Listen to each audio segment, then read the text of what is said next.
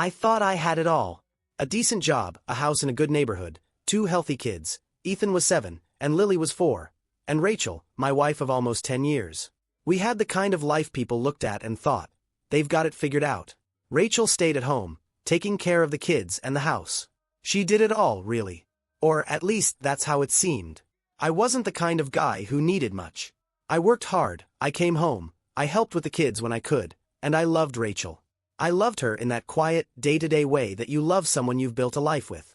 We didn't do grand gestures or constant dates, but I thought we were happy. That's the kind of guy I was. Simple, content. But things started to change. Little things at first, things that felt so small that I told myself I was imagining it. Rachel would snap at me for no reason, or get irritated over stuff that usually didn't bother her. If I asked her to do something around the house, it would set her off. "I'm not your maid," she'd say, and I'd just brush it off. But I couldn't ignore the coldness that started creeping into her tone, the distance that stretched between us. She'd been a little more distant lately. It wasn't just the irritation, it was like she was somewhere else. I'd catch her staring out the window like she was somewhere far away, or lost in thought while I was talking to her. She'd get these brief moments where she seemed to be deep in her own world, and when I'd ask her what was wrong, she'd just shrug it off. Then there were the little disappearances. She started running errands more often, just stepping out for a quick trip to the store or to visit a friend, but it always seemed like she was gone longer than expected. I didn't think much of it at first, I just assumed she was busy. But after a few of these errands, I started to notice something wasn't adding up. I'm not one to be paranoid, but I couldn't shake the feeling that something was off. Maybe it was just the stress of family life. Maybe she was just tired. But the more I thought about it, the more I began to wonder if Rachel was actually as happy as she let on. It was one of those Saturdays where I had a rare free afternoon. The kids were playing in the backyard, and I was in the garage, sorting through boxes of old stuff that had piled up over the years. I didn't expect to find anything important, but I was hoping to clear up the clutter for a change. I just opened a box of old magazines when something caught my eye. It was a shiny, silver bracelet, buried under a pile of paper. At first, I thought it was one of Rachel's, but then I noticed something. It was nicer than anything she usually wore. Far too nice, in fact. It looked expensive. Too expensive. I picked it up, turning it over in my hands, trying to remember if I'd ever seen it before. Rachel was out running one of her errands, so I decided to wait until she got back to ask her about it. Maybe it was a gift she'd gotten recently. A birthday present from a friend or something. She had a couple of girlfriends who were into that kind of thing. When she came home, I casually asked her about it, trying to keep my tone neutral. "Hey, I found this in the garage. You never mentioned getting a bracelet like this. Where'd it come from?" She looked at it, and for a split second, her face shifted. It wasn't enough for anyone else to notice, but I saw it. A quick flicker of hesitation before she forced a smile. "Oh, it's nothing. Just a gift from a friend," she said quickly, brushing it off like it didn't matter. "A friend?" I asked, a little too casually. I didn't even try to hide the skepticism in my voice. "I've never seen you wear anything like it before. Who gave it to you?" She paused, her eyes flickering toward the kids, who were inside now, and then back to me. "Just a friend. Don't worry about it, okay?" Her voice had that edge to it again, the same one I'd been hearing more and more lately. I tried to let it slide. Maybe it was nothing, just a small thing, but I couldn't stop thinking about it. I didn't believe her. Rachel wasn't the type to wear flashy things, and she sure didn't mention gifts from random friends, not with the way she'd been acting. It felt like a cover-up. The more I thought about it, the less it made sense. Something about the bracelet felt wrong, like it didn't belong, and it bothered me more than I wanted to admit. As the days went by, the unease I'd felt about the bracelet turned into a quiet but constant feeling that something was off. Rachel's behavior had shifted, and it was hard to ignore. It wasn't like she was outright rude or distant all the time, but there was a noticeable coolness between us now. Something had changed, and I couldn't pinpoint when or why. It was like we were both just going through the motions, coexisting in the same house without really connecting. She still did everything she was supposed to do, the meals, the kids, the house. But even when she was with the kids, there was this underlying distance. She'd play with them, help Ethan with his homework, read Lily stories before bed, but it felt automatic, almost robotic. The energy she used to have, the warmth, the joy, was gone. Instead, she seemed tired, distracted, like her mind was elsewhere. It wasn't the kind of tired you get from being a mom or a wife, but the kind of tired that comes from carrying a secret, from being somewhere else entirely, emotionally. I tried to make small talk. I asked about her day, but the answers were short and vague. She'd give me a distracted smile, nodding as if she was listening, but I could tell her thoughts were elsewhere. It was the little things, the way she'd avoid my eyes when she answered, the way her shoulders would stiffen when I got too close. She seemed to be pulling away from me in ways I hadn't seen before. The more I watched, the more I began to realize it wasn't just the distance in our conversations. It was the way she handled her phone. She'd never been secretive about her phone before. We were always open about that sort of thing. But lately, she'd spend hours on it, always turning the screen away when I walked by. If I asked her who she was texting, she'd either get defensive or brush it off with an "it's nothing" and change the subject quickly. There were days when I'd come home early, thinking I could catch a moment with her, but she'd be in the middle of a phone call or quietly scrolling through something on her phone, her face glowing in the dim light. When I asked her what she was doing, she'd say it was just nothing important or checking in with friends, but there was always a hesitation, like she wasn't sure whether to tell me the truth. It wasn't just the phone though. She started running errands at odd times. I'd wake up and she'd already be out, telling me she needed to pick up a few things. Then, she'd be gone for hours. I didn't say anything at first. After all, she had the kids to deal with, and I knew she'd been feeling stressed. But over time, I started noticing that these errands always took longer than they should have. When I asked her what she'd done, she'd give me a vague response. I ran into a friend, or I just lost track of time. The answers felt rehearsed. I thought back to the time when I had asked her about the bracelet. It seemed like such a small thing at the time, but now it felt like the first red flag. When I mentioned it to her, she didn't just brush it off. She acted almost too casual, as if she was trying to make me believe it was no big deal. It didn't feel right. I couldn't help but wonder if she was hiding something, if maybe there was someone else. But I didn't want to believe it. Not Rachel, not my wife. One afternoon, I came home early from work. I'd been stuck in traffic and was irritated, but I figured it might be a good chance to talk to Rachel. Maybe have some time alone, just the two of us. But when I walked into the house, something felt off. The kids were playing in the living room, but Rachel wasn't anywhere to be found. I checked the kitchen, the backyard, and even upstairs, but there was no sign of her. I thought it was strange.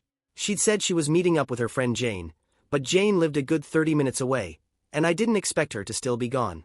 I called Rachel's phone. No answer. I left a message, not wanting to sound too pushy.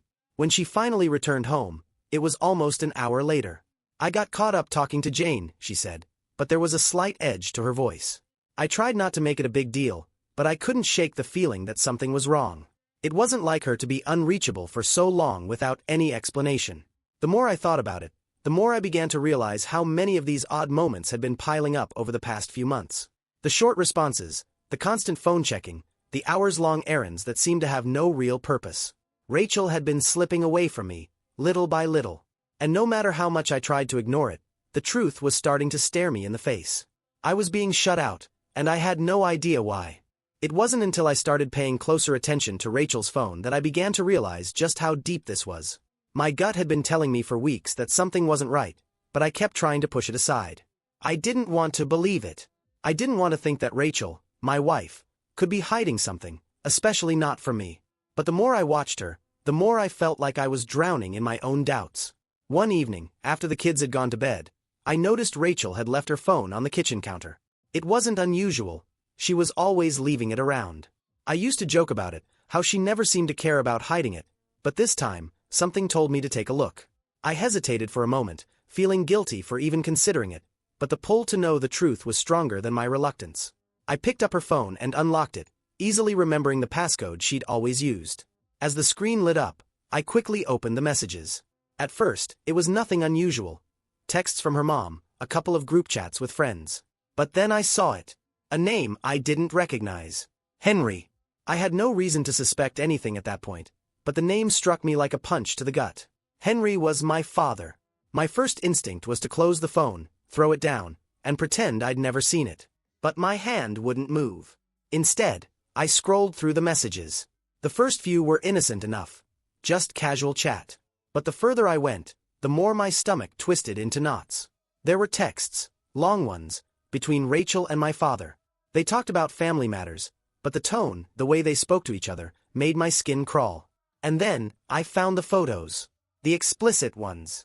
Rachel had sent Henry pictures of herself, Pictures I had never seen before, pictures of her in ways I never imagined. The shock of it hit me like a freight train, but the worst part wasn't the pictures. It was the fact that I had missed it for so long. I had trusted them both. I had no idea that my own father was having an affair with my wife. It didn't feel real. My mind raced, trying to make sense of it, but it wouldn't come together. My wife, the woman I'd been with for nearly a decade, had been sleeping with my father behind my back. My father, the man I had looked up to my entire life, had betrayed me in the worst possible way. I couldn't breathe. I sat there in the kitchen, holding her phone, trying to calm myself down. I wanted to scream, to throw something, but I didn't. I couldn't. I felt this strange numbness taking over my body, like everything was happening outside of me. But there was something else, something that pushed through the numbness. It wasn't just anger. It was betrayal. Deep, soul-crushing betrayal. I had never been so utterly blindsided in my life. I felt like I didn't even know the people I had spent the last 10 years with. Everything I thought I knew was a lie. And now, I had the proof, right in front of me. But instead of confronting them, I did nothing. I sat there for what felt like hours, staring at the screen, replaying everything in my mind. I thought about confronting Rachel, about going straight to my father and demanding answers. But no, I couldn't. Not yet. I needed to think. I needed to plan. What I did next wasn't out of some sense of justice. It wasn't even about hurting them. It was something colder, something darker. I wanted to make them feel what I was feeling, utterly destroyed. But I wasn't going to do it in some messy, emotional outburst. No, I was going to make them pay, and I would do it in the most calculated way possible. I would make them regret this. But first, I had to make sure I had control. That night, I didn't sleep. I couldn't. My mind was running a mile a minute, replaying everything I had just uncovered. Rachel and my father, the two people I had trusted most in this world, had been lying to me for over a year. It felt like a sick joke, like some twisted nightmare I couldn't wake up from. I spent hours going over the texts, the photos, trying to find some sort of explanation. Maybe I was missing something, some context that would make it all make sense. But I couldn't find anything. The evidence was right in front of me, clear, undeniable, and crushing. Rachel, my wife, had betrayed me in the worst way possible. But my father, the man who had been my mentor, my role model, had crossed a line no one could come back from. I had always looked up to him. He was the one who taught me everything I knew about work, about life. The man I'd gone to for advice, for support, for everything. And now, here he was, involved in an affair with a woman I had promised to love and protect for the rest of my life. I thought about all those years we spent together, our family dinners, the trips we took, the times I sought his approval, and it all felt like a lie. He'd looked me in the eye, shared secrets, confided in me, all while sleeping with my wife behind my back. The more I thought about it, the angrier I got. But it wasn't just the affair that hit me the hardest. It was the betrayal of trust. My father was my rock, and Rachel was my partner, my best friend. Or, at least, that's what I thought. I had no idea that both of them were capable of deceiving me so thoroughly. The sense of loss, the utter betrayal, was overwhelming. It wasn't just about a broken marriage, it was about a shattered family, a broken foundation that had once seemed so solid. I spent days wrestling with the anger, with the hurt. I wanted to confront them both, to scream and yell and let them know how much they had destroyed me. But part of me knew that wouldn't do anything. It wouldn't fix what was broken, it wouldn't erase the pain. And I wasn't ready to face them yet. Not when I was still raw, not when I could barely keep my composure. No, I needed time. Time to think. Time to plan. The more I thought about it, the more I realized that confronting Rachel directly wasn't the answer. If I did that, if I gave in to the impulse to let her know that I knew, she'd probably deny it. She'd try to justify it, or lie her way out of it. That's what she was good at. I needed something more. I needed to make sure they both paid, and I needed to do it on my terms. That's when I started to plan my revenge.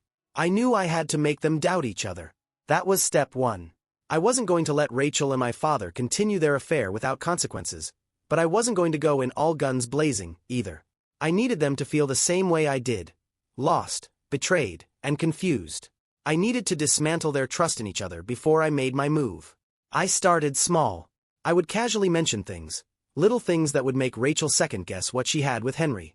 I'd talk about how weird Henry had been acting lately, how distant he seemed, how his business had been struggling.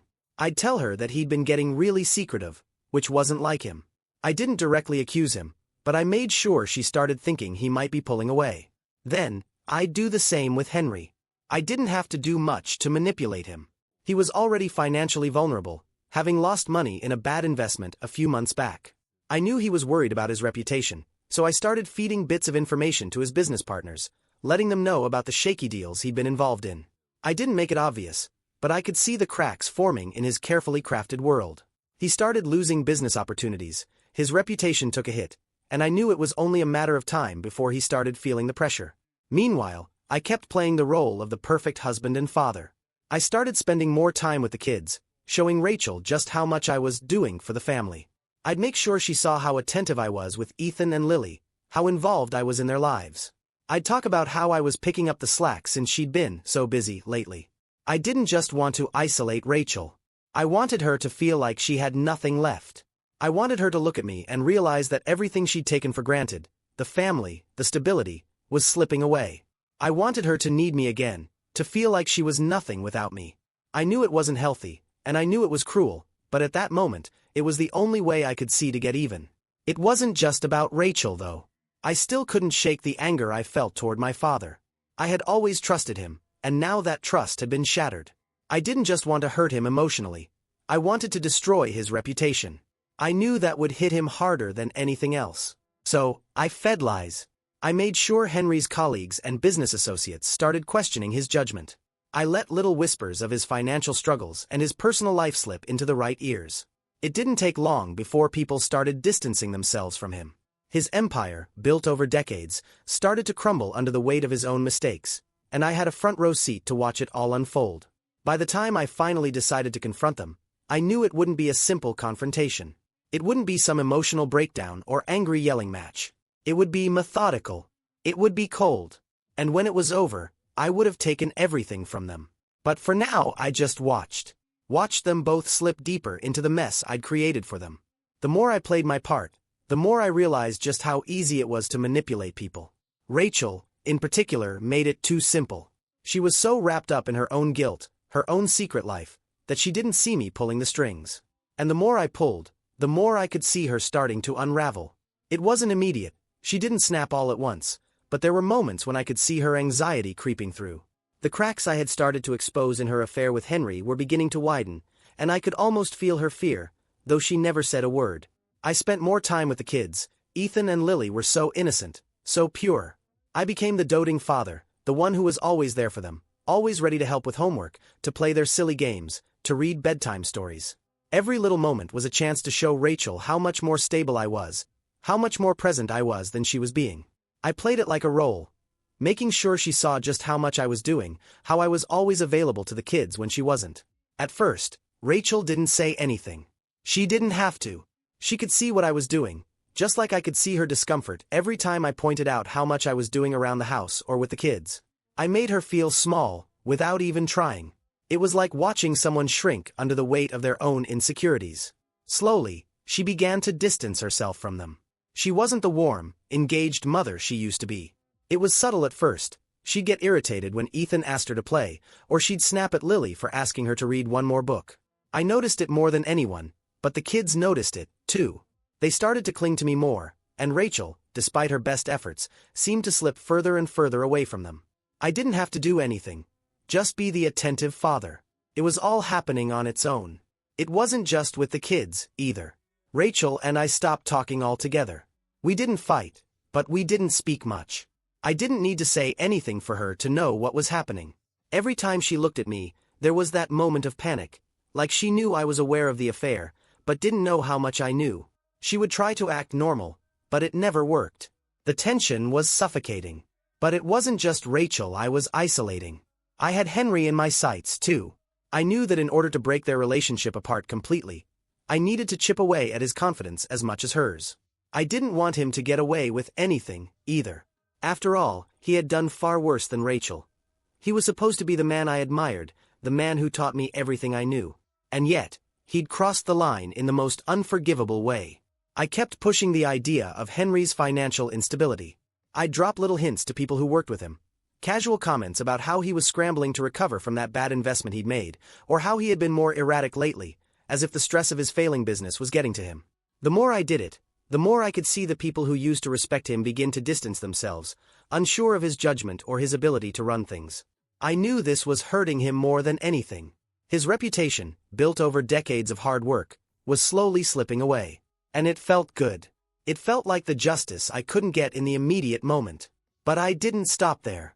I began to manipulate the situation with Rachel even further. I noticed she started to act like she needed me again. The walls she had built around herself, the emotional distance she had put up, were starting to crumble. When I picked up the kids from school one afternoon, she called me and asked if I could grab some groceries. Normally, I would have done it without hesitation, but this time, I played it a little differently. I told her that I'd just fed the kids and wasn't sure when I'd be back. The surprise in her voice was clear. She sounded almost desperate when she asked me to just pick up a few things for her. It wasn't just about the groceries. It was about control. She wanted to feel like she still had power, that she could rely on me. But the truth was, she didn't have that power anymore. I was no longer the man who took care of everything without question. Now, I was the one pulling the strings. Every day, Rachel grew more and more isolated from the kids, from me, from everything. The more I stayed in control, the more I saw her start to crumble. I didn't have to say a word. My actions spoke louder than any accusation could. She was losing grip on her life, her family, and the people who mattered most. And I was there to watch it happen. I wasn't sure when I had crossed the line from trying to get justice to simply wanting to watch them suffer. But somewhere along the way, it had stopped being about repairing the damage they'd done to me.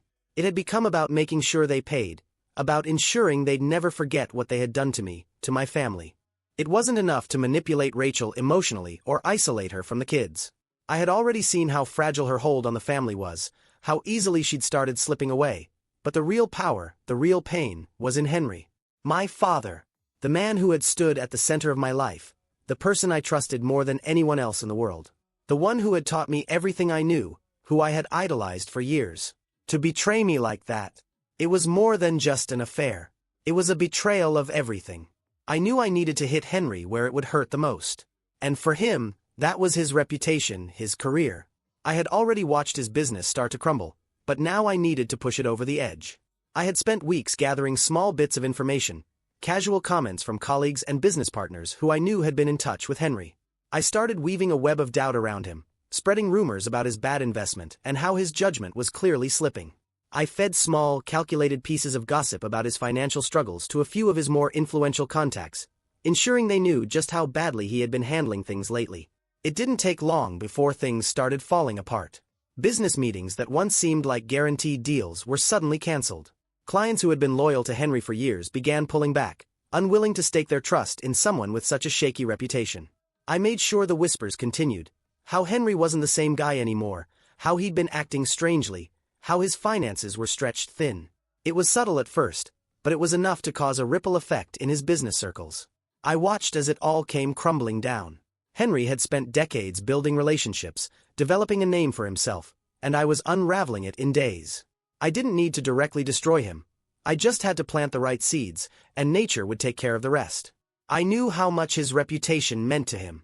I knew how terrified he was of failure, of losing everything he had worked for. But I didn't care. The man who had given me life had taken something far more valuable from me. My trust, my respect. It was all falling apart for him, and I couldn't stop myself from enjoying it. Every phone call he got, every email that came through with the bad news, it was like a little victory. But I didn't stop there. The isolation I had created with Rachel, the emotional distance I'd built between us, had done its job, and now she was more vulnerable than ever.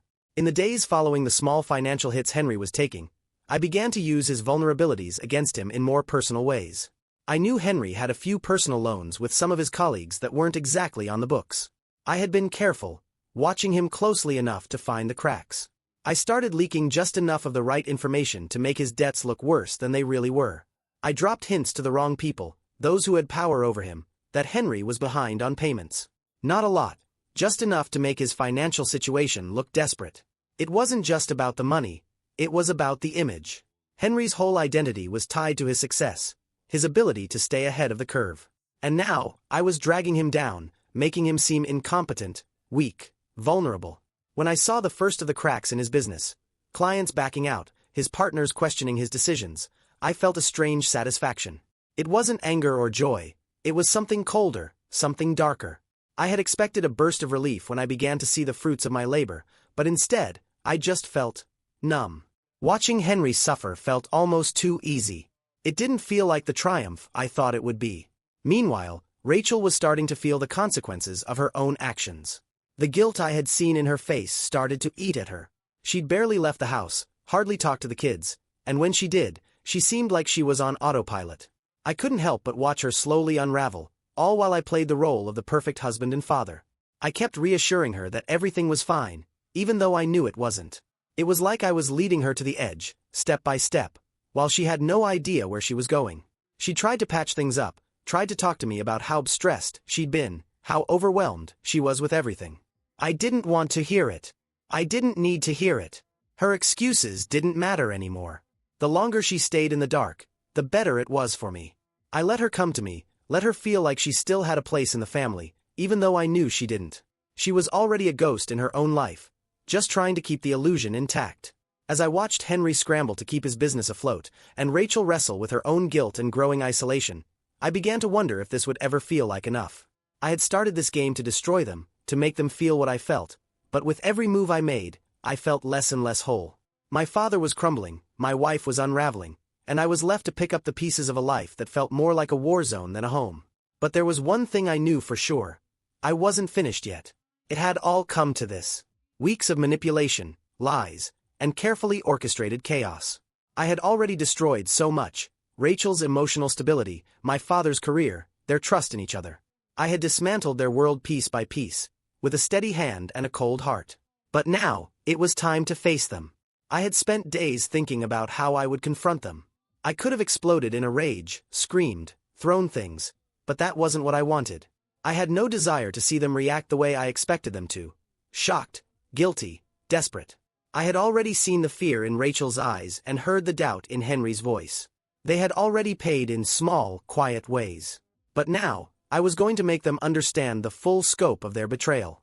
I wanted them to know the pain they'd caused, but more than that, I wanted to strip away any illusion that they could continue living their lives after what they'd done. I arranged to meet them in the house, at a time when I knew they'd both be there. I hadn't told Rachel anything. I didn't need to. I knew she was already on edge, knew that she could feel the walls closing in on her. As for Henry, he was still reeling from the financial mess I had set in motion. The thought of him trying to salvage his business while dealing with the fallout from the affair felt like sweet justice. I waited. I wanted to make sure they were both present when I revealed everything. I couldn't be sure how they'd react, but I knew they'd both be blindsided. Finally, Rachel walked through the door. Her face immediately softened when she saw me. She had been expecting this to be some kind of conversation, some attempt at mending things. She smiled weakly and started toward me, but I held up my hand before she could say anything. "Sit down," I told her, my voice colder than I intended. I could see the confusion in her eyes, but she didn't argue. She sat down on the couch, her body stiff, her eyes darting between me and the door, as if she expected Henry to walk in at any moment. A few minutes later, Henry arrived. He looked worn out. His usual confident stride was gone, replaced by a slumped, almost defeated walk. He knew something was wrong. I could feel the tension in the room before he even spoke. "David," he said, his voice cautious. "What's going on? You said you wanted to talk." I didn't answer right away. Instead, I walked over to the coffee table, where I had laid out everything. The messages, the photos, the financial documents I had manipulated, the lies they told. I let the silence drag on for a moment longer, letting them both stew in the weight of what was coming. Then I said it, without emotion. "I know about the affair." Rachel's face went pale. She opened her mouth to speak, but no words came out. I wasn't sure if she was too shocked to react or too guilty to say anything. Either way, I didn't let her off the hook. I turned to Henry, keeping my voice calm and steady. "You've been sleeping with my wife for over a year. You've lied to me, used me, manipulated me. The man I trusted most in my life, the one who taught me everything, the one I looked up to, betrayed me in the worst possible way. And you didn't even have the decency to be honest about it." Henry didn't say anything. He stood there, looking like he'd been hit in the chest, his face draining of color. I could see the guilt in his eyes, but it wasn't enough. It was never enough. I turned back to Rachel. "And you, my wife, the mother of my children, what the hell were you thinking? You didn't even try to make this right. You didn't even give me a chance to fix things before you threw it all away. I gave you everything, and you threw it away for a man who wasn't even worth it." She opened her mouth to apologize, to explain, but I wasn't interested. I wasn't interested in hearing excuses anymore. I wanted them to feel everything I had felt when I first found out, every ounce of anger, hurt, betrayal, and disappointment. I wanted them to realize that their actions had consequences, and those consequences weren't just going to go away with a few words. I reached for the papers I had laid out on the table, the texts, the photos, the financial documents that had exposed Henry's failures. "This is how I know. I know everything. I know about your texts, Rachel. I know about the lies. And I know how I've been played. But what you don't know, what you don't understand, is that I've already taken everything from you. Your family, your business, your dignity. I've watched you both fall apart, and it's been the only thing that's kept me going. You're both lost now." The room was silent, except for the faint sound of Rachel's shallow breathing. Henry stood there, his face a mix of guilt and anger, but I saw the fear in his eyes. I could see the weight of what was happening finally settling on him, as the truth came crashing down. I wasn't done though. This wasn't enough. I wanted them to see that I wasn't just angry, I was done. I had already won. "I'm leaving," I said flatly, and the finality of the words hit them both. "You'll never get me back. You'll never get the family back. You've ruined everything, and you'll live with that for the rest of your lives." With that, I turned and walked out of the room. I didn't look back. There was no satisfaction, no relief in the confrontation. I had already won, and in some way, it felt hollow. There was nothing left to fight for. No family to save. Nothing to rebuild. I had taken everything from them, but in the process, I had lost everything too. I didn't expect anything from the confrontation.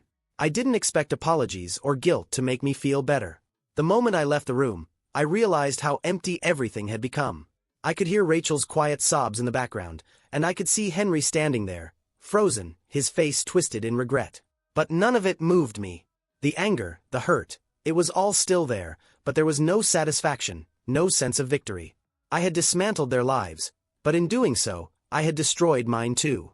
I went to the garage, leaned against the door, and just breathed for a moment. The air felt thick, heavy with the weight of everything that had happened. I wanted to scream. I wanted to hit something. But all I could do was stand there, feeling like the man I was, who I had been erased. I didn't want to think about the kids. Ethan, Lily. How would they ever understand?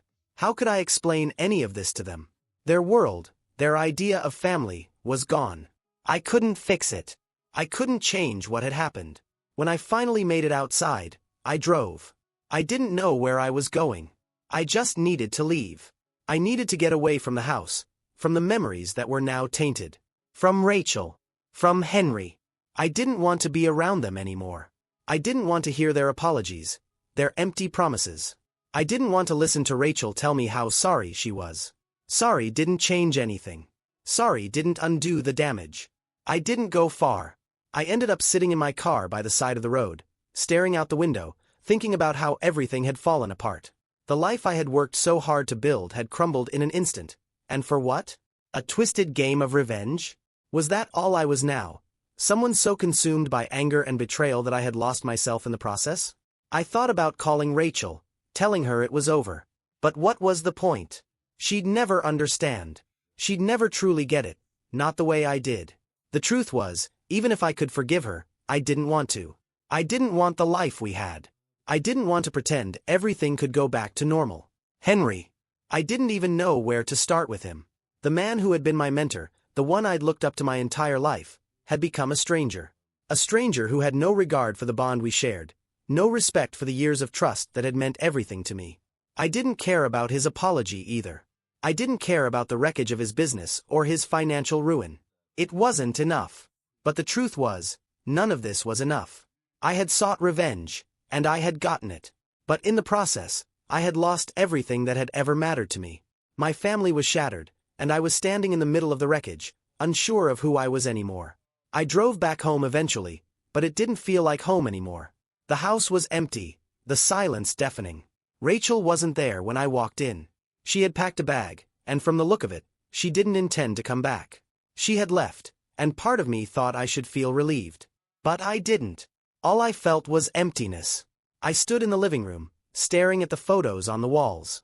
Ethan and Lily's smiling faces.